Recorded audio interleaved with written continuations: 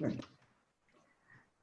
Soy la doctora Patricia Escudero Rothman, profesora del Departamento de Psiquiatría del Hospital Monte Sinaí de New York. Lo que estamos viviendo ahora es una tragedia. Es una tragedia que me recuerda a mi trabajo con las Torres Gemelas, con los sobrevivientes de las Torres Gemelas, con los sobrevivientes del huracán Andrew en Miami en 1991. En principio quiero felicitar a todos ustedes, médicos, clínicos e intensivistas, por el trabajo increíble que están haciendo. Me sumo, por supuesto, todas las noches a las 9 de la noche al aplauso que toda la sociedad está haciendo para apoyarlos y para mostrar la valoración que estamos teniendo todos por el trabajo que ustedes están haciendo.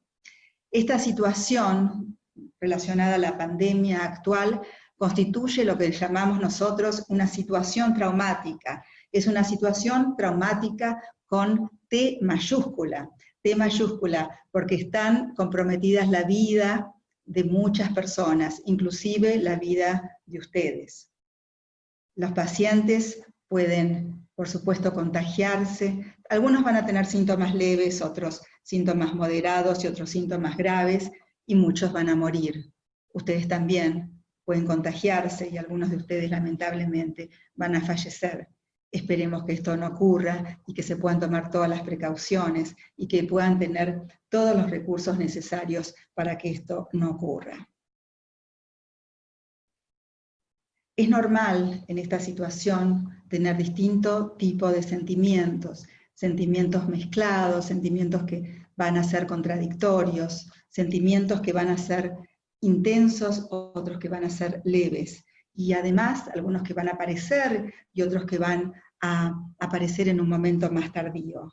Muchos de mis colegas estuvieron hablando en los medios acerca de las reacciones comunes frente a situaciones traumáticas. Coincido plenamente con toda la información que ellos han transmitido, tanto psicólogos como psiquiatras. Algunas de las reacciones comunes, como ustedes ya escucharon y como saben, son irritabilidad, distanciamiento emocional, disminución de la autoestima. En el caso de ustedes puede ser disminución de la autoestima, tanto personal como profesional. Los consejos que vengo escuchando, los tips que vengo escuchando son también excelentes. Crear y mantener rutinas nuevas, redistribuir tareas en forma novedosa con familiares o tal vez con amigos. Limitar la exposición a los medios, la exposición a las noticias que son realmente muy desalentadoras muchas veces. También tener en cuenta la dicotomía, como decimos en psicología cognitiva. La dicotomía es básicamente la tendencia a pensar en términos de todo o nada, o soy totalmente competente o soy totalmente incompetente, por ejemplo, en el área profesional. Los consejos también tienen que ver con ser más compasivos con nosotros mismos. Es importante identificar, reconocer que todos estamos en una situación que no tiene precedentes, una situación inédita. Todos vamos a hacer lo mejor que podemos. Sin embargo, es muy frecuente saltar a conclusiones rápidas y, por ejemplo, pensar que alguien nos está haciendo algo para perjudicarnos o hizo un chiste hiriente para humillarnos. Es decir, que hay que tener mucho cuidado con el saltar a conclusiones rápidas y siempre tratar de buscar una alternativa a este tipo de pensamiento, identificando lo que llamamos nosotros explicaciones alternativas. Hay personas que pueden tener un sentido del humor sarcástico, el sentido del humor en guardia, si yo he tenido la ocasión de experimentarlo, puede ser vivido por otros como muy hiriente o inclusive, como dije, muy humillante. Puede también no ser comprendido por personas que no forman parte, por supuesto, del ambiente médico. Los consejos incluyen también realizar caminatas. Ustedes tal vez pensarán, esto es imposible porque estamos trabajando a full todo el tiempo, pero sí, es posible tratar de ubicar, identificar alguna ocasión durante el día, durante el momento de trabajo, cuando no están trabajando, en la que puedan, por ejemplo, caminar, hacer una caminata rápida, inclusive dentro del hospital. Es importante también conectarse con momentos pasados de serenidad, momentos en los que se sintieron bien, queridos, aceptados, o que ustedes pudieron querer a otros o aceptar, o tener momentos de diversión. Para ello les recomiendo que utilicen, por ejemplo, las fotos que tienen en sus celulares, en sus smartphones, o inclusive videitos lindos que le traigan recuerdos placenteros. No solamente quédense con los videos que pueden ser muy distractivos, que le están mandando constantemente en estos emails cadena. También es importante que puedan identificar que ustedes han pasado por situaciones traumáticas o situaciones de crisis anteriormente. Traten de identificar qué recursos utilizaron en el pasado, qué recursos les sirvieron. Algunos les pueden haber servido charlar con un amigo, algunos les puede haber servido aislarse y tener un momento de paz y tranquilidad en el cual estaban mirando algún videíto divertido, o mirar, por ejemplo, una película de Netflix, o tal vez escuchar una música que ya la tengan preseleccionada, que les dé tranquilidad, o alguna música que los haga sentir más animados, como puede ser la música brasilera. Por lo menos esa es la música que a mí me hace sentir más animada. También es importante recordar que los sentimientos no son realidades. Alguno puede sentirse incompetente, inseguro, pero eso no significa que son incompetentes. Los sentimientos no son realidades. Hay frases cortitas que sirven muchísimo. Hay frases cortas que los pueden reorganizar. Acuérdense que tenemos todos una activación amigdalínica asociada a situaciones emocionales que activan a la vez situaciones emocionales del pasado, por lo cual necesitamos activar la corteza prefrontal, y esto lo podemos hacer de distintas maneras, por ejemplo, con frases cortas que nos pueden reorganizar, como por ejemplo, un paso a la vez, lo primero es lo primero, con lo cual estamos identificando prioridades. O proverbios culturales, como puede ser siempre que llovió, paró. También, valga el lapsus, como dirían mis colegas psicoanalistas, es siempre que lloramos, pasamos a tener momentos de felicidad, o por lo menos de paz, o por lo menos de estar satisfechos con lo que nos está pasando. También una frase que es interesante utilizar es lo que llamamos en terapia de esquemas, uno de los modelos que yo enseño a profesionales de la salud mental. Hablamos de confrontación empática. Por ejemplo, podemos decirnos a nosotros mismos, es comprensible que en este momento yo me sienta asustada, asustado, inseguro, insegura, pero quiero recordarme a mí mismo, a mí misma, que pude superar situaciones difíciles anteriormente, tanto a nivel personal como a nivel profesional. Hubo situaciones que tal vez ustedes pensaron que no iban a poder sobrellevar, situaciones de la práctica médica, que no iban a poder aprender, tal vez algunos pensaron que no iban a poder aprender a entubar a un paciente, y sin embargo muchos de ustedes lo saben hacer en forma muy eficiente. Entonces, ahora quisiera compartir con ustedes un poquito de información científica relacionada a nuestro mundo, el mundo de psicotrauma. Vamos entonces a mostrar en esta diapositiva que están viendo algunas de las situaciones traumáticas que nosotros los psicólogos y ustedes los médicos han tenido que pasar. Algunos de los traumas, situaciones traumáticas que hemos debido afrontar. Pero ahora tenemos otro trauma, el coronavirus o el COVID-19. Esto, como dijimos, es un trauma, una situación traumática, muy estresante, que nos enfrenta con aquello que no sabemos. No tenemos suficiente casuística, si bien hay 55.000 casos en China y muchos casos, por supuesto, en Italia y en Estados Unidos, pero no sabemos lo suficiente. De a poco estamos aprendiendo Y nuevamente, estamos haciendo lo mejor que podemos. Les quiero contar ahora qué es el trastorno de estrés agudo. Algunos de nosotros que tengamos predisposición al trastorno de estrés agudo o trastorno de estrés postraumático, vamos a desarrollar este trastorno.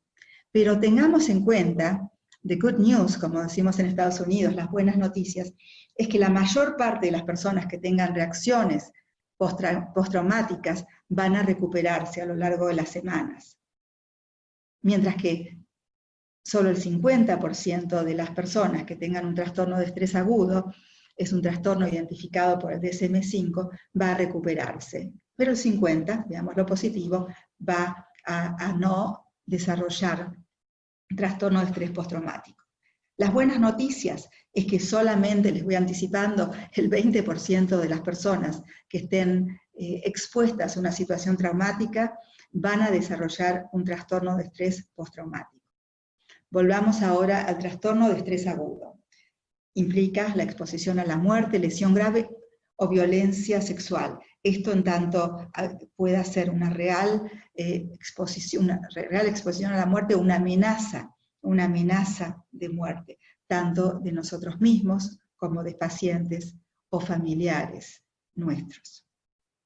Experiencia directa del suceso traumático, presencia directa del suceso ocurrido a otros, conocimiento de que el suceso le ocurrió a alguien cercano, un familiar o un amigo, y la exposición repetida o extrema a detalles repulsivos del suceso o de los sucesos traumáticos. Lamentablemente, ustedes van a estar reiteradamente expuestos a situaciones muy adversas, muy difíciles. Para hacer el diagnóstico de trastorno de estrés agudo, tendremos que tener la presencia de 9 o más de los siguientes síntomas, de algunas de las siguientes categorías. Síntomas de intrusión, que pueden ser recuerdos angustiosos, recurrentes, pueden ser imágenes de haber visto a algún paciente en un respirador, un paciente que sabemos que no iba a poder recuperarse, pesadillas relacionadas a estos recuerdos, flashbacks relacionados también a esta situación traumática. Flashback es la tendencia a sentir que estamos viviendo esa misma situación traumática nuevamente. No hay distancia entre el presente y el pasado. Esto se vive como si fuera un presente. Malestar psicológico frente a estímulos reminiscentes. Un ejemplo que recuerdo en forma muy intensa, como si hubiera pasado ayer, es el humo que todos nosotros cuando estábamos en Long Island, la isla que está a 1 hora de Manhattan, frente a este humo recordábamos la destrucción de las Torres Gemelas. Estado de ánimo negativo. Las personas tienen la tendencia a sentir tristeza, o culpa, o desesperanza, o vergüenza. Y síntomas disociativos como despersonalización y desrealización. Un ejemplo es que mis pacientes, yo estaba coordinando un grupo de trastornos de ansiedad, cuando ocurrió la tragedia de las Torres Gemelas, sentían que su voz no era su voz, o que se veían desde afuera. Tenían síntomas de desrealización también, que es básicamente sentirse confundidos, sentirse como que el mundo ha cambiado. Uno puede tener sentimientos de confusión en el propio barrio de uno, en lugares que son familiares, sentir como que uno está como perdido. También las amnesias selectivas asociadas al trauma son bastante frecuentes. Las amnesias selectivas es olvidarse de alguna parte relacionada a la situación traumática, como por ejemplo, qué fue lo que ocurrió, quién estaba presente cuando uno recibió el diagnóstico de, por ejemplo, de coronavirus. Síntomas de evitación incluyen esfuerzos por evitar pensamientos, recuerdos o sentimientos angustiantes relacionados al trauma. En la situación de septiembre 11 era muy común que muchas personas, sobre todo hombres, no pudieran conectarse con sentimientos de angustia o de dolor, sino que más bien tenían la tendencia a querer evitar este tipo de sentimientos. Me refiero sobre todo cuando ya su presentación clínica satisfacía los criterios diagnósticos del trastorno de estrés postraumático, que como ustedes saben es un diagnóstico que se realiza desde la 5ª semana. Esfuerzos por evitar recordatorios externos. Bueno, muchos de nosotros evitábamos lugares asociados a esta situación traumática de septiembre 11, por ejemplo, evitábamos ir a la zona del World Trade Center, la zona de las Torres Gemelas, era demasiado triste. Respecto a síntomas de alerta, algunas personas que tienen trastorno de estrés agudo van a tener alteración del sueño, nos referimos a la dificultad de conciliar el sueño, las dificultades al tener un sueño interrumpido o despertarse mucho más temprano. Esto muchas veces muy relacionado con la depresión clínica, con la comorbilidad, que es muy frecuente, tanto en el trastorno de estrés agudo como en el trastorno de estrés postraumático. Comportamiento irritable y furia. Bueno, es posible que algunos de ustedes se sientan irritables e inclusive furiosos con algunos pacientes, por ejemplo, que vienen diciendo que saben cuál es el diagnóstico que tienen y cuál es el tratamiento que tendrían que hacer. Cuando han leído todo esto en internet y muchos de ustedes pueden no estar de acuerdo con que los pacientes se informen en internet y estudien acerca de sus síntomas o el tratamiento que requieren. Es importante en relación a esto tener en cuenta que algunos pueden tener la tendencia a sobrecompensar sin darse cuenta, pueden tener muy buenas intenciones, pero van a estar muy urgidos de tiempo y muy estresados, y sin darse cuenta pueden tener un comportamiento irritable o muy frío, o muy descalificador con los pacientes. Así que es importante prevenir este tipo de reacciones, tomarse lo que llamamos en inglés un time out, un pequeño recreo, y si sienten las señales físicas, como la mandíbula rígida, o los puños, o sienten que tienen taquicardia porque se están poniendo tensos, en ese caso es conveniente tomar un pequeño recreíto, dar una vuelta, escuchar alguna técnica, por ejemplo, de imaginería que pueda servirles para tranquilizarse. Después me gustaría compartir una con ustedes,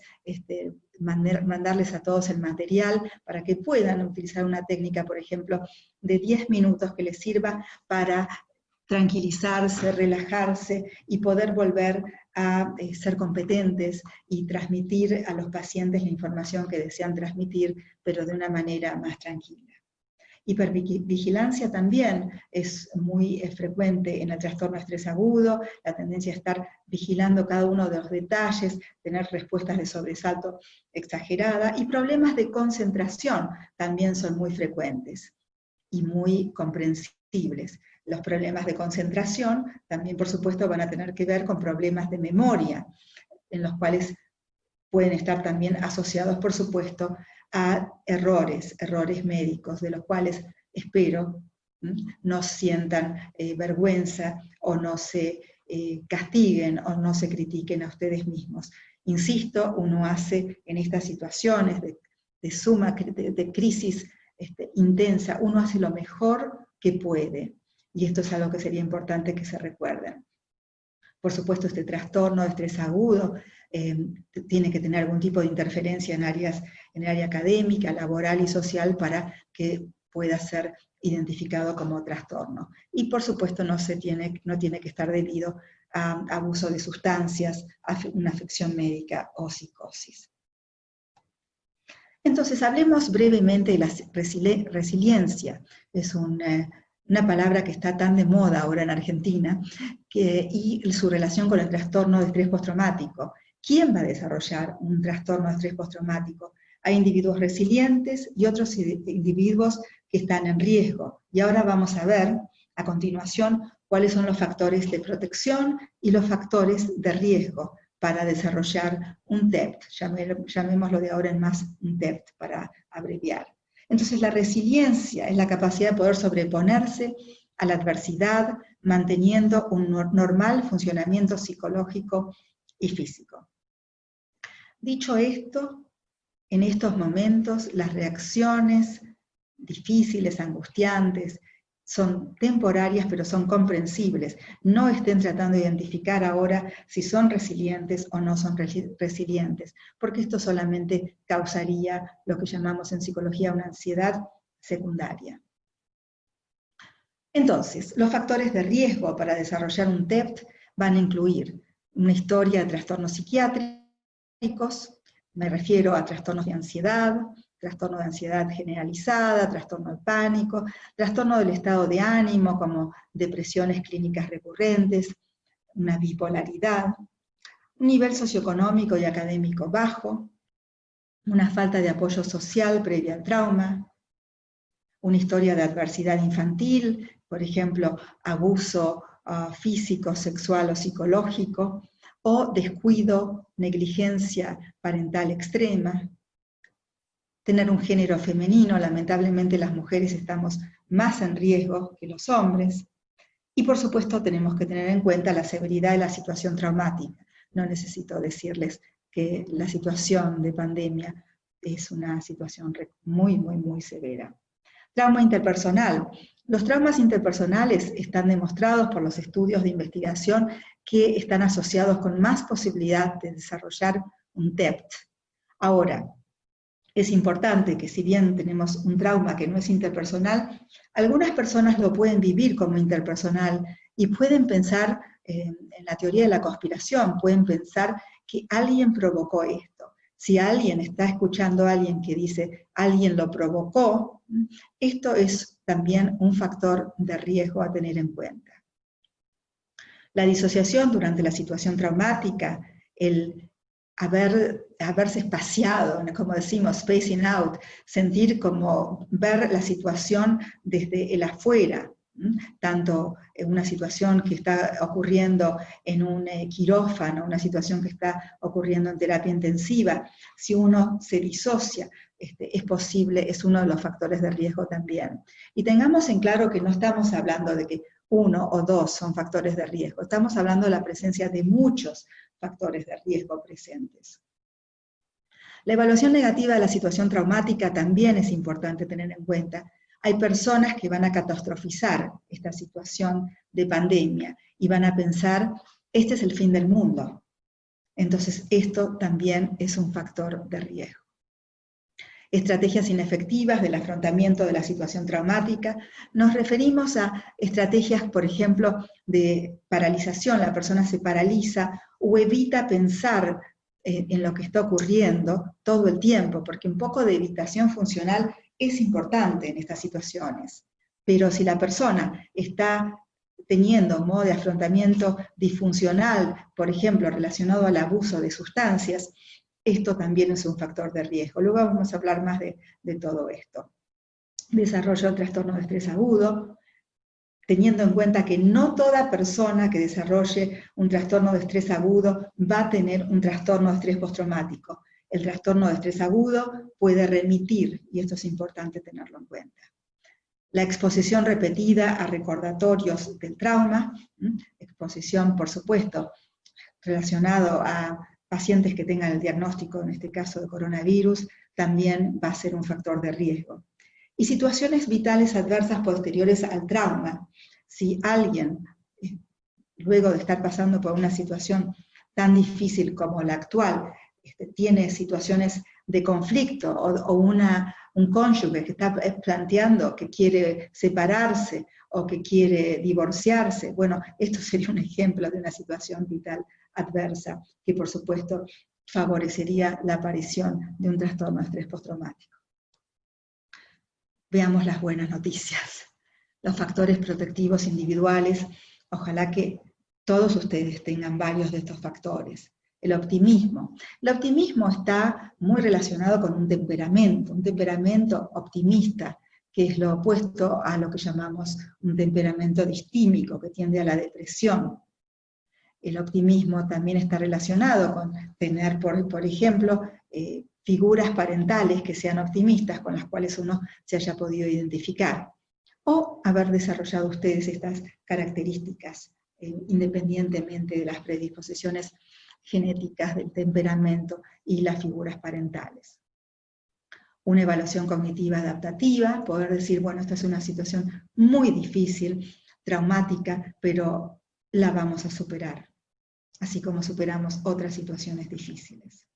Estrategias de afrontamiento activas es, por ejemplo, poder estar con personas y ser lo más pacientes que puedan. Es muy difícil no perder los estribos por momentos, y es muy difícil poder hacer lo que uno tiene que hacer para estar lo mejor posible, como tomar las precauciones para no contagiarse y no contagiar a otros. Pero bueno, esto sería un factor protectivo a nivel individual también.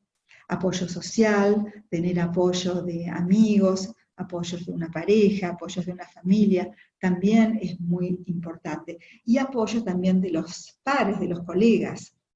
Esto es muy importante. Y también, ¿por qué no?, apoyo de los superiores.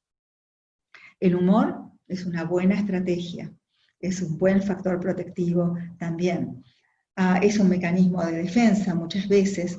Cuando yo trabajaba en el Hospital Fernández, fui una de las primeras psicólogas de guardia, allá lejos y hace tiempo, y bueno, el humor parecía a veces estar viviendo la serie MASH, ¿no? El humor era un poco ácido, pero era también algo que podía servirnos a todos en aquellas circunstancias. Pero de cualquier manera hay que tener muy en cuenta que en estos momentos estamos muy sensibles todos, y algunos chistes que puedan parecer graciosos, a los que hacen estos chistes, puedan herir la sensibilidad de las personas. Entonces hay que tener cuidado con los chistes. Ejercicio físico es muy importante, hablamos de eso anteriormente. Aunque sea tener un videíto de YouTube en la casa y poder hacer 20 minutos de algún ejercicio aeróbico, algún ejercicio de stretching, si están con dolores musculares debido a tener que estar en posiciones difíciles durante mucho tiempo. Así que todo esto, ejercicios físicos, es tanto aeróbicos como de stretching, o ejercicios físicos que también incluyan técnicas de mindfulness, son muy útiles también. Altruismo, el sentir que uno está dando a otros que lo necesitan. El altruismo es un factor protectivo individual muy importante. Y la capacidad de mindfulness previa al trauma, no se necesita haber hecho yoga o haber hecho ejercicios de mindfulness, pero haber podido concentrarse en algo, en una música, en un cuadro, todo esto es también un factor protectivo individual. Los valores positivos internalizados, el poder identificar el valor de la vida, el valor de los afectos, el valor del trabajo con sentido, todo esto es muy importante. Hablemos un poquito ahora de las trayectorias del estrés postraumático que sigue a una situación traumática o a una situación traumática que tiene estresores continuos. Algunos pacientes van a ser, como dijimos, resilientes. Van a ser resilientes, van a tener poca sintomatología inicial y van a mantenerse a lo largo del tiempo, a lo largo de los 6 meses y el año, sin sintomatología. Algunas personas van a tener una ausencia de sintomatología inicial, pero luego van a tener una aparición, lamentablemente, de sintomatología postraumática. Y esto puede pasar luego de varias semanas, meses e inclusive años. Algunas personas van a tener síntomas iniciales que van a decrecer a lo largo del tiempo, y otras personas van a tener sintomatología postraumática continuada a lo largo del tiempo. Esta es una escala que quiero mostrarles. Sé que no se ve mucho en la diapositiva, pero se las voy a enviar como material para que la tengan, para que ustedes mismos puedan utilizarla como instrumento de screening para ustedes mismos o para pacientes y familiares de pacientes. Es una escala que toma pocos minutos para autoadministrarse, la pueden llenar los pacientes que tengan sospecha de coronavirus, por ejemplo, los familiares, o ustedes mismos. Toma unos pocos minutos y es muy fácil de evaluar. Les voy a enviar esta escala, les voy a enviar la forma de evaluación también, en cuanto me sea posible, a los emails que ustedes me indiquen. Les quiero contar ahora acerca de las psicoterapias basadas en evidencia para el trastorno de estrés agudo. Lamentablemente, hay pocos estudios de investigación acerca de tratamientos efectivos para el trastorno de estrés agudo, comparado con los estudios que se han realizado para el trastorno de estrés postraumático. Algunos estudios presentan resultados prometedores para la prevención del TEPT, pero todos presentan limitaciones metodológicas. Algunos de estos estudios incluyen el tratamiento breve cognitivo-conductual de víctimas de violación, hecho por la doctora Edna Foa, que es una de las representantes más importantes a nivel psicológico del mundo de psicotrauma. El estudio de investigación controlado y aleatorizado de terapia cognitivo-conductual, terapia cognitiva y grupo control, realizado por el Dr. Richard Bryant en el 2008. El Dr. Bryant es un experto en trauma, especialmente en trastorno de estrés agudo, que está en Australia. El tratamiento de exposición prolongada modificada a civiles traumatizados que solicitaron tratamiento en un departamento de emergencia. Este es el trabajo del 2012 de la doctora Barbara Rothbaum en la Universidad de Emory, en el Hospital de Emory, que es un centro de trauma muy importante en Atlanta. Luego tenemos el trabajo relacionado a la prevención del TEPT con tratamiento temprano. Cuando hablamos de tratamiento temprano, nos referimos a las primeras horas luego de dado un diagnóstico, por ejemplo, de coronavirus, luego de haber escuchado que nuestro familiar va a morir, o el trauma ocurrido, la intervención temprana ocurrida, por ejemplo, a los pocos días o a las pocas semanas de ocurrido una situación traumática como la que he descrito. El PRESI es el protocolo de Jarero y Artigas, también efectivo, pero también con limitaciones metodológicas. Está basado en la terapia EMDR. Fue encontrada efectiva a pesar de la presencia de estresores crónicos severos. Esto es un punto importante, porque algunos expertos en psicotrauma plantean de que no hay que hacer ningún tipo de intervención porque los pacientes se van a recuperar solos y que solamente es importante rodearlos de objetos familiares, de situaciones familiares, de personas familiares. Sin embargo, algunos de nosotros, y yo me incluyo, pensamos que con pacientes que tengan situaciones clínicas de angustia, que estén buscando ayuda y que tengan estos factores de riesgo, que podemos los clínicos, los psicoterapeutas y los psiquiatras identificar, es necesario hacer algún tipo de intervención clínica. Y ahora les voy a contar un poquito también cuál es la que yo recomendaría. Para TEPT les voy anticipando porque lamentablemente muchos pacientes, y tal vez muchos de nosotros podamos tener un TEPT o un TEPT subclínico, les cuento los tratamientos que son encontrados como efectivos, la terapia cognitivo-conductual de FOA, la terapia de reprocesamiento cognitivo, que es la terapia creada por la doctora Patricia Resic y que es utilizada con los veteranos de guerra en Estados Unidos. MDR, cuando empecé a enseñar tratamiento de trauma, allá lejos y hace tiempo, en New York, MDR no tenía mucha validación científica porque había lo que se llama en ciencia expectancy bias, es decir, había un cierto sesgo científico porque la que estaba haciendo estos estudios era más que nada la doctora Shapiro, que es la creadora de MDR, pero luego hay muchos estudios en los últimos años que están demostrando la efectividad de esta terapia. Esta terapia, les voy anticipando, puede ser integrada con técnicas de regulación emocional y que también con imaginería descriptiva. Y hay algunos estudios que están demostrando la efectividad. La teoría de la representación doble de PTSD, de Breuin, la terapia de exposición prolongada con y sin imaginación modificada, del Dr. Arnold Arntz de la Universidad de Ámsterdam. Tengo el privilegio de tenerlo al Dr. Arntz como uno de mis mentores en el área de psicotrauma.